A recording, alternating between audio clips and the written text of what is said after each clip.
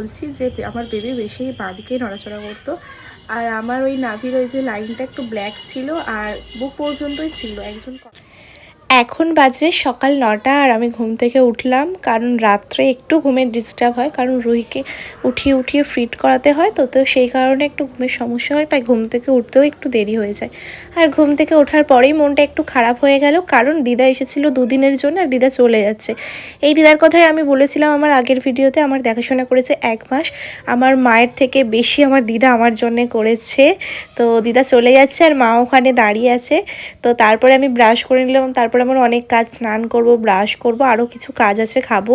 তারপরে আমি রুহিকে তুলবো, ঠিক 11টা বাজলে ওকে আমি স্নান করানোর জন্য রেডি করি। তো এদিকে আমি স্নান করে চলে এসেছি আর ও দোলাতে ওকে ঘুম পাড়িয়ে রেখে গিয়েছিলাম। আর দোলা থেকে ওকে তুলবো, 11টা বাজলে তুলে ওকে স্নান করাই। ওকে কিন্তু আমি কোনো রোদে স্নান করাই না, ওকে ঘরের দরজা জানলা বন্ধ করে স্নান করাই, তাও আবার গোটা মানে স্নান যে একদম জল দিয়ে করাই ওইভাবে না, শুধু গাটা জাস্ট একটু মুছিয়ে নিই। এরকম করলে দেখবে বাচ্চার ঠান্ডাটাও একটু কম লাগবে।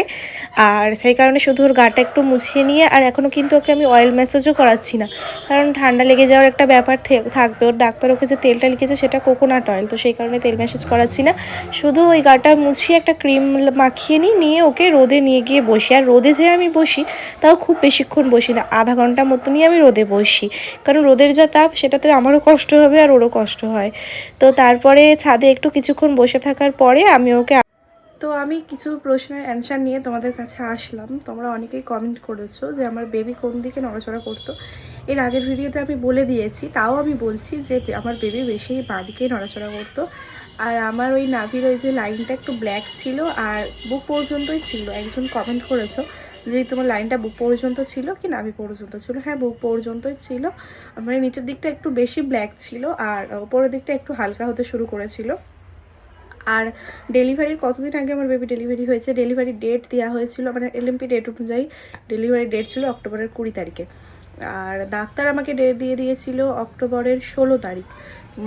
আর কিন্তু আমার হঠাৎ পেন শুরু হয় আর আমার বেবি ডেলিভারি হয় অক্টোবরের 10 তারিখে। এবার সেটুকুই। আর যদি কোনো কোয়েশ্চেন থাকে তাহলে তোমরা কিন্তু আমাকে অবশ্যই কমেন্ট করতে পারো, আমি রিপ্লাই দিয়ে দেবো।